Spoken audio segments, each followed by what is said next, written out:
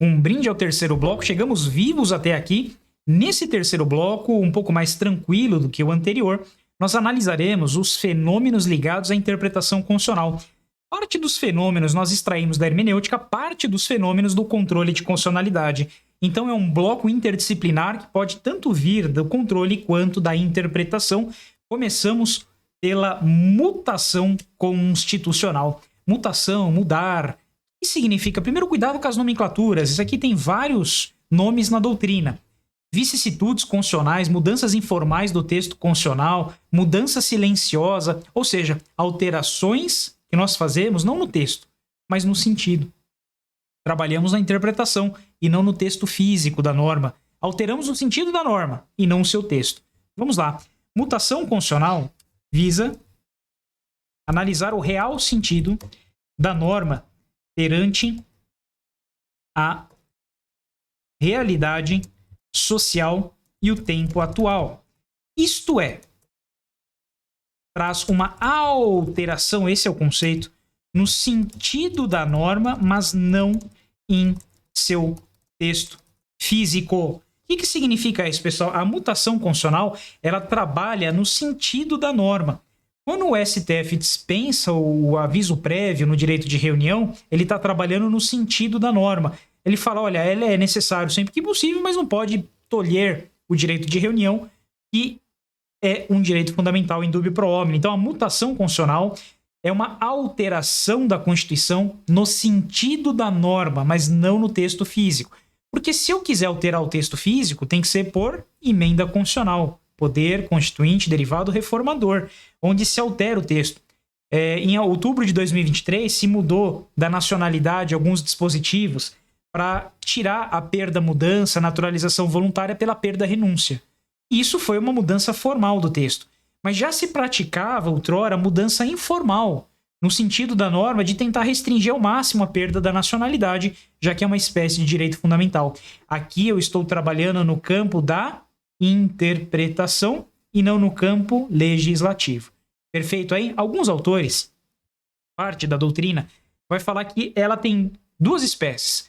A primeira espécie seria a interpretação conforme, em que eu viso aproximar a interpretação mais próxima possível do texto constitucional, e a declaração parcial de inconstitucionalidade sem redução de texto, em que eu viso retirar uma interpretação. Uma eu viso dar algo, quer dizer, dar a interpretação em determinado sentido, e a outra eu retiro um sentido que contrariaria, como no caso do aborto de anencefálico, o espírito constitucional. O caso de interpretação conforme, que vocês podem se lembrar, é o caso da marcha da maconha. O que é isso? Vamos dar a interpretação conforme, a fim de que o dispositivo, lá o 287 do Código Penal, seja interpretado de acordo com a liberdade de expressão e o direito de reunião. Por isso que a marcha da maconha foi tida por constitucional. Mas o que eu quero que vocês guardem é que tudo deriva da mutação constitucional. Seria um grande gênero em tudo que se trabalha na interpretação, mudando o sentido das normas, mutação constitucional. Próximo.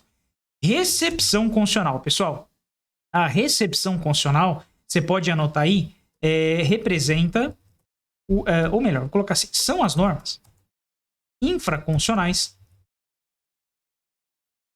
são as normas infraconstitucionais anteriores à Constituição de 1988 que são incompatíveis materialmente com esta e, portanto, são revogadas. Beleza aí? Logo, havendo incompatibilidade apenas formal, a norma poderá ser recepcionada, desde que não guarde nenhum vício material de constitucionalidade. Vamos tentar entender. Uma coisa é inconstitucionalidade formal, outra coisa é incompatibilidade material. Olha só, isso aqui caiu até na minha fase oral de delegado de São Paulo, quando eu viralizou aquele vídeo lá, tem 7 milhões e meio de visualizações, vocês devem ter visto lá no Tretas Jurídicas, né? Em que eu falo da não recepção da lei de imprensa. Não é a inconstitucionalidade, é a não recepção. Tudo que está antes do texto constitucional, do parâmetro, do paradigma constitucional, é não recepção. Tudo que está depois do parâmetro, do paradigma constitucional, é inconstitucionalidade. Se a lei de imprensa foi feita antes do texto de 88, eu não posso dizer que ela é inconstitucional. Ela é não recepcionada ou revogada, tem a divergência da doutrina e o STF, eu deixo para explicar isso na aula de controle. Mas, ó, o que eu quero que vocês guardem aqui, pessoal? Quando eu vou analisar se uma norma anterior à Constituição foi ou não recepcionada, eu vou analisar para o conteúdo ou para a forma? Para o conteúdo. Porque a forma, haviam decretos-leis, haviam processos legislativos contrários ao que nós temos hoje, mas eles são recepcionados para não ter ruptura na ordem constitucional. O que eu vou analisar é se o teor, se o conteúdo da norma está ou não conforme o texto de 88. Perfeito aí? Então, por exemplo, quando há um dispositivo do CPP que diz que ninguém pode apelar se não se recolher a prisão, obviamente esse dispositivo não foi recepcionado, porque o teor dele está contrariando a presunção de inocência, ou seja, está contrariando o princípio da não culpabilidade. Então eu analiso o teor, o sentido daquela norma. Perfeito aí? Dito e feito, a recepção então analisa a recepção da norma de acordo com o seu teor. O 594 e 595 determinava a deserção do réu que não se recolhesse à prisão. Não foi recepcionado porque há uma incompatibilidade material com a nova ordem constitucional. Cuidado, então tudo que está antes da Constituição de 88 vai ser ou não recepcionado de acordo com o sentido, com o conteúdo, a matéria e não com a forma. Inconstitucionalidade superveniente, meus amigos, não admitida. Vou colocar aqui entre parênteses, né? Como regra, tá? Alguns usam com outro sentido, mas que não é o caso. O que é isso? A inconstitucionalidade superveniente seria o caso, né? Seria o caso da norma anterior à Constituição de 1988 estar em confronto com a Constituição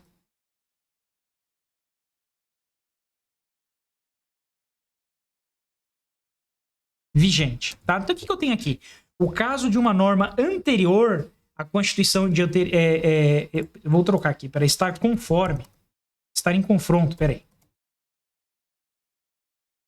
Vou trocar aqui em termos mais claros para que você não esqueça desse conceito. Ou seja, a norma era constitucional e teria se tornado inconstitucional perante a nova ordem jurídica.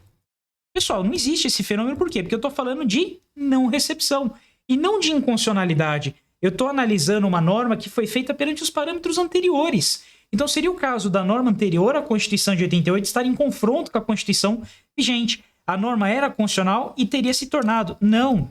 Na verdade, ela foi não recepcionada. É outro fenômeno. Eu não posso dizer que isso é inconstitucional, porque eu só digo que é constitucional ou inconstitucional a partir do parâmetro vigente em diante.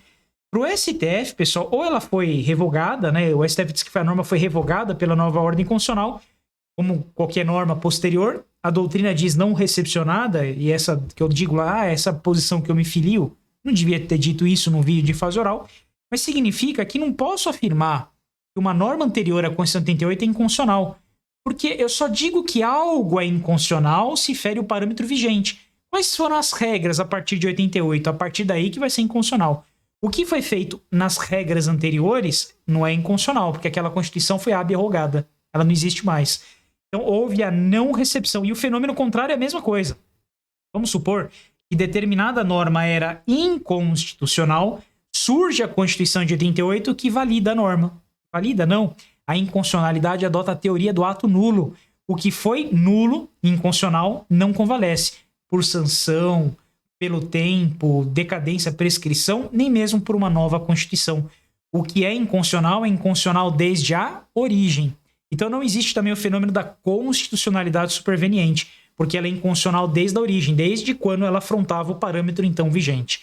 Então, o que nós estamos analisando aqui? Primeiro fenômeno, não se torna inconstitucional, se torna não recepcionada e não se convalida em razão da teoria do ato nulo, por isso que também não existe a constitucionalidade superveniente. Tá claro aí? É meio que um jogo de palavras, mas que você precisa aguardar para trazer a resposta ao seu examinador. A repristinação, pessoal, cuidado para você não confundir com o efeito repristinatório, tá? Em regra, não existe. Salvo na expressa disposição, né, ressalva, do legislador. Seria o ressuscitamento, vou colocar em itálico essa palavra aqui, né? O ressuscitamento da norma, tá? Ou seja, a lei revogada retoma vigência em razão da sua lei revogadora ter perdido a vigência. Então, o que seria a repristinação, pessoal? Eu tenho a norma A, que foi revogada pela norma B. Supondo que a norma B tenha sido revogada pela norma C, não vai gerar o ressuscitamento, né, da norma A não ser que o legislador assim tenha previsto. Volta-se a viger a norma A. Tem um dispositivo da LINDB, da Lei de Introdução às Normas do Direito Brasileiro, que bem falam isso, é o artigo 2º, parágrafo 1º. A lei posterior revoga a anterior, óbvio. E presta atenção, quando expressamente o declare, quando seja com ela incompatível, quando regule inteiramente a matéria. Aí olha o parágrafo 3º. Salvo disposição em contrário, a lei revogada não se restaura por ter a lei revogadora perdido a vigência. Vou dar um exemplo, pessoal. Qual que é o Código Civil que prevalece hoje? É o Código Civil de 2002. Clóvis, temos aí o Código Miguel Reale. Se o Código Civil de 2002 for revogado, o Clóvis Bevilacqua de 1916 volta a vigorar? Não, a não ser que o legislador expressamente ressalve. Em razão da revogação dos artigos tais a tais do Código Civil de 2002, voltam a vigorar, então ele tem que falar expressamente, as normas tais e tais do Código de 16. Não, então, em regra, não existe. Seria o ressuscitamento da norma, ou seja, a lei revogada retoma a vigência em razão da sua lei revogadora ter perdido a vigência. Não, isso só vai acontecer mediante expressa ressalva do poder legislador, tá? Do legislativo. Pessoal, observação, não confunda repristinação com efeito repristinatório, que significa que a declaração de inconstitucionalidade de uma norma faz renascer a norma por ela revogada. Vou explicar, calma. É a teoria do ato nulo, né? Em razão da teoria do ato nulo. O que eu falei até agora? Na aula de controle a gente examina isso mais detidamente, mas afirmar que algo é inconstitucional significa afirmar que é nulo desde a origem. Então vamos supor, pessoal, que o Código Civil de 2002 seja revogado pelo Código Civil de 2025. Vamos supor que esse Código Civil de 2025 seja declarado completamente inconstitucional por um vício formal. O Código de 2002 volta? Volta, porque ele nunca teve o condão de revogar o Código de 2002. Lá em 2025, quando ele entra em vigência, ele jamais teve o condão de revogar o Código de 2002. Então, a norma revogadora, ela nunca pôde revogar, porque ela é nula desde a origem. Ela não teve força jurídica de revogar, já que ela nunca produziu efeitos. Então, repristinação é no campo legislativo.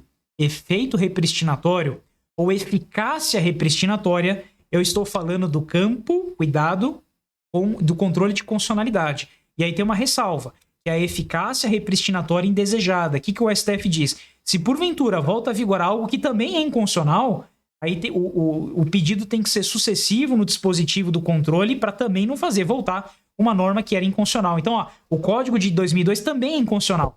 Então tem que ter lá no dispositivo que não volta a vigorar também o Código de 2002, porque ele também é inconstitucional. É uma eficácia repristinatória indesejada, um fenômeno analisado pelo STF. Então, automaticamente, quando a lei revogadora é tida por inconstitucional, o que foi revogado volta a valer.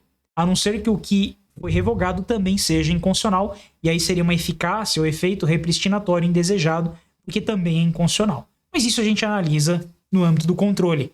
Tá claro para vocês? Repristinação em regra não existe, efeito repristinatório existe, com a ressalva da eficácia repristinatória indesejada. Professor, minha cabeça está explodindo. Bom, sinal que estamos aprendendo, certo? Vamos lá. Desconstitucionalização. Chegamos ao nosso quinto fenômeno. Ele é o fenômeno, né? Representa o fenômeno que determina, né? Que as normas da Constituição anterior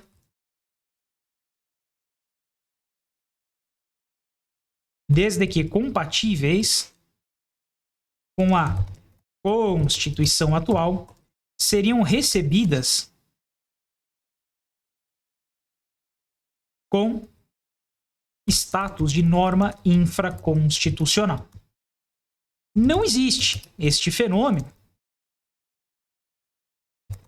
em razão da Constituição posterior, ou melhor, em razão da nova Constituição, ab-rogar a Constituição anterior. Quer dizer, ela revoga inteiramente, total, né? Rogar a Constituição anterior.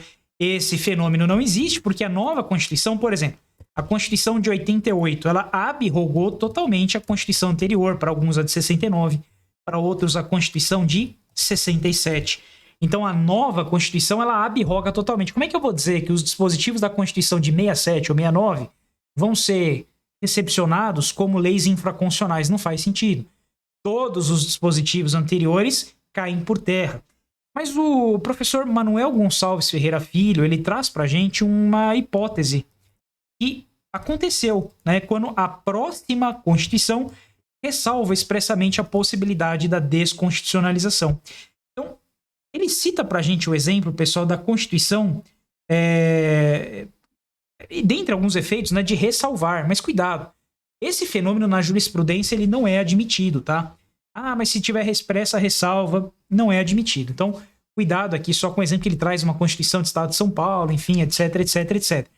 Mas a lógica aqui, para deixar bem clara a lição, é de que toda vez que se surge um hiato constitucional, que é uma ruptura com o surgimento de uma nova Constituição, o que existe anteriormente é totalmente abrogado, ou seja, é totalmente revogado.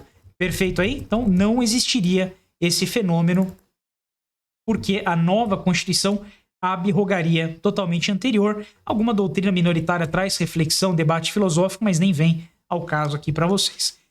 Os fenômenos mais fáceis agora de entendimento, todos eles agora ligados ao controle de constitucionalidade, tá bom? São essas inconstitucionalidades para a gente terminar nossa aula. Inconstitucionalidade por arrastamento ou por atração determina que no processo de controle de constitucionalidade, a norma dependente, alguns chamam de norma acessória, tida por inconstitucional, seria também declarada inconstitucional por arrastamento ou por atração. Ou seja, pessoal, mesmo que isso não tenha o pedido expresso na ADI, na ação direta de inconstitucionalidade, já que ela é um acessório, ela vai junto. O que é droga é definido numa portaria SVS, lá do Sistema de Vigilância Sanitário. Se eu estou declarando inconstitucional toda a lei de drogas, por arrastamento, por atração, a norma acessória vai junto.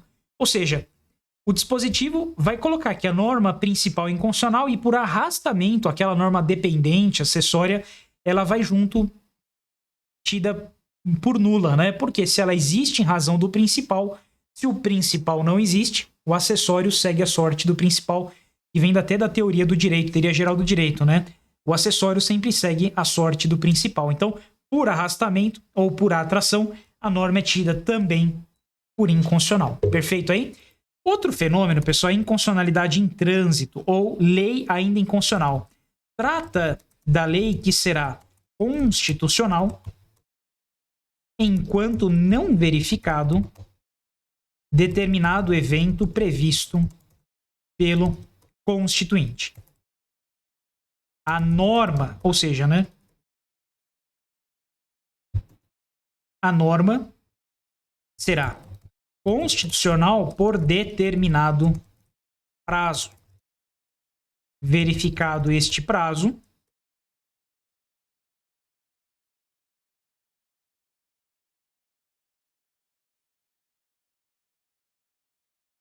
ela se torna automaticamente inconstitucional. O que nós temos aqui, pessoal? Por exemplo, uma norma que diz prazo em dobro para a Defensoria Pública contestar, o MP poder ingressar com ação civil ex delicto em favor da vítima, sendo que é papel da Defensoria. Nós temos duas normas que dizem o seguinte: o MP fazendo o papel da Defensoria enquanto ela não estiver totalmente estruturada. A gente tem pouco tempo atrás teve o primeiro concurso da Defensoria no Paraná. Muitas defensorias pelo país ainda não têm a estrutura que deveria ter a nível de MP e conseguir fazer todas as funções, atribuições constitucionais que ela recebeu do texto constitucional. Enquanto ela não tiver essa estrutura, eu vou dizer que essa norma é constitucional. Por exemplo, que o MP pode ingressar com ação civil ex delito, que ela tem prazo em dobro, que tem uma prerrogativa a mais ou outra. Por quê? Ela, enquanto não estiver estruturada, ela tem essa prerrogativa. Uma vez estruturada, por exemplo, a Defensoria de São Paulo, que funciona muito bem, tem uma estrutura muito legal, uma escola de servidores, de membros muito interessante, aí a norma cai por terra. Ou seja, há uma inconstitucionalidade em trânsito, ou uma lei ainda constitucional. Enquanto não verificada a completa estruturação da defensoria, essa norma é constitucional. Verificada a completa estruturação, a norma perde razão de ser e se torna automaticamente inconstitucional. Seria um exemplo. Inconstitucionalidade circunstancial. Trata-se da lei formalmente constitucional, mas que pode se tornar materialmente inconstitucional de acordo com a situação concreta. Tudo isso aqui é mais bem examinado em controle, mas eu trago os fenômenos para consolidar num único arquivo para vocês, numa situação concreta, tá? Só eu vou dar um exemplo em que for aplicada. Ou seja, tudo dependerá do caso concreto. Nós temos uma norma que foi analisada até na DC4, se eu não estiver enganado do número, tá? Que fala sobre a inconstitucionalidade da antecipação dos efeitos da tutela contra a fazenda pública. É constitucional ou não é constitucional conceder tutela antecipada contra a fazenda? Aí depende. A lei é formalmente constitucional, ela foi feita, o processo legislativo, de acordo com a Constituição. Mas o teor dela vai ser ou não inconstitucional de acordo com a situação que está sendo aplicada. Ah, está tendo uma tutela antecipada para conceder um benefício para o servidor. Vai ser inconstitucional. Não, está sendo concedida uma tutela antecipada para dar um medicamento, um tratamento que o poder público está negando indevidamente. Está salvaguardando a vida. Aí, nessa situação, a lei vai ser constitucional. Ou seja, a depender da situação concreta, a norma pode ou não ser materialmente constitucional. Então, é uma inconstitucionalidade circunstancial. A depender do caso que eu estou analisando, pode ou não pode ser materialmente inconstitucional. Tudo depende do caso concreto. Exemplos não faltam, mas esse aqui da ação declaratória de constitucionalidade número 4 é o exemplo mais visível. Tamo junto? Princípio da parcelaridade, também no âmbito do controle de constitucionalidade. O STF pode, no controle concentrado de constitucionalidade, declarar inconstitucional apenas uma palavra ou expressão do dispositivo. Tá? Pessoal, temos um exemplo na ADI 1127. Se você abrir o estatuto da OAB, você vai vislumbrar, agora esse dispositivo está até revogado, né, que falava de desacato. O advogado é o artigo 7º, parágrafo 2º. Se você quiser ver junto comigo, você vai ver assim, ó. O advogado tem imunidade profissional não constituindo injúria, difamação ou desacato puníveis com qualquer manifestação de sua parte. Isso caiu por terra com uma reforma da Lei 14.365 de 2022. Até polêmica se deveria ter sido revogado ou não. Está em análise. Mas, veja só. Antigamente, quando vigia esse dispositivo, o STF declarou inconstitucional apenas uma palavra. A palavra desacato. Fala, olha, tudo bem, o advogado tem imunidade de injúria, difamação, mas desacato não. O que o desacatar uma autoridade vai melhorar o exercício profissional? Então ele falou, o desacato, a única palavrinha desacato não pode prosperar. Cuidado, pessoal, porque no controle de constitucionalidade, o STF pode fazer isso, declarar inconstitucional apenas uma palavra do dispositivo. Agora, no veto, não. Observação para vocês aí. No veto, pessoal, o veto parcial, ele tem que atingir o texto integral da norma. Vou colocar a observação. Isso já foi perguntado em fase oral também, aqui em São Paulo. Observação, o veto parcial somente abrangerá texto integral de artigo, parágrafo ou inciso, a fim de não deturpar, ou a linha, né? Vou colocar a linha aqui também. Artigo, parágrafo, inciso ou a linha, a fim de não deturpar o sentido do processo legislativo. Imagina que surge uma norma dizendo assim: não poderá ser feita tal coisa. Vai para sanção do presidente. Ele fala: vou vetar a palavra não. Ele tira o não e fala: poderá ser feita tal coisa. E aí? Se deturpou totalmente o sentido da norma. Então, para evitar que lá no veto parcial se deturpe o sentido, se o presidente for vetar algo, ele só pode vetar o sentido integral da norma. Então, ele só pode vetar o parágrafo inteiro, o inciso inteiro, a linha inteira ou o artigo inteiro. Perfeito aí? E para a gente não estourar mais tempo da nossa aulinha, a última, que é uma expressão do ministro Eros Grau. Então, ó, no controle de constitucionalidade, o STF pode declarar uma única palavra. No veto, a palavra única não. Tem que ser o dispositivo inteiro. Seja o parágrafo, a linha, o artigo ou o inciso. Já na inconstitucionalidade chapada, desvairado, enlouquecida, são esses termos utilizados, trata da inconstitucionalidade flagrante e manifesta. É aquela que a gente vislumbra ictu oculi. O que é isso? Que a gente vislumbra sem óculos. Ela é tão grave e você bate o olho e fala: nossa, isso aqui é uma inconstitucionalidade chapada, desvairada, enlouquecida. Imagina uma alteração legislativa que tire do servidor a ampla defesa e o contraditório num processo administrativo disciplinar. Ele não tem chance de defesa. É a verdade sabida. A autoridade superior bateu o olho, viu que ele fez a falta, automaticamente ele é demitido. Pode isso? Não. Tem que ter contraditório e ampla defesa. Então, é uma inconstitucionalidade flagrante, manifesta, evidente, que você enxerga até sem óculos. E não precisa de muito debate. É aquela que você bate o olho e fala: nossa, isso aqui violou flagrantemente ampla defesa, contraditório, devido ao processo legal. E aí o ministro Eros Grau, à época, chamava isso de inconstitucionalidade chapada, desvairada, enlouquecida, que jamais poderia ter sido concebida de tão forte que é a inconstitucionalidade. Tá claro aí, pessoal? Esse arquivo que deu aqui quase 8 páginas, é isso, 8, 9 páginas, mais ou menos, eu vou disponibilizar ele no meu Telegram também, se você quiser acessar, e junto com essa aula, porque eu acho que ficou um arquivo muito bacana. Então, junto com essa aula, vai esse arquivo aí para vocês. Também vou colocar lá no Telegram, porque eu acho que foi um quadro sinótico muito bem feitinho, que resume toda a hermenêutica constitucional. Meus amigos, essa matéria não é fácil, mas essa matéria vem despencando em tudo quanto é concurso. E eu espero que ela tenha sido útil para vocês e que você consiga agora responder qualquer pergunta relacionada a esse tema. Depois deixa um comentário sobre a aula, se você gostou, né? É positiva aí a aula, porque é isso que agrada o professor e estimula a gente a sempre melhorar e elaborar cada vez mais uma aula didática. Um forte abraço e nos encontramos aí na próxima aula, no próximo tema. Tamo junto!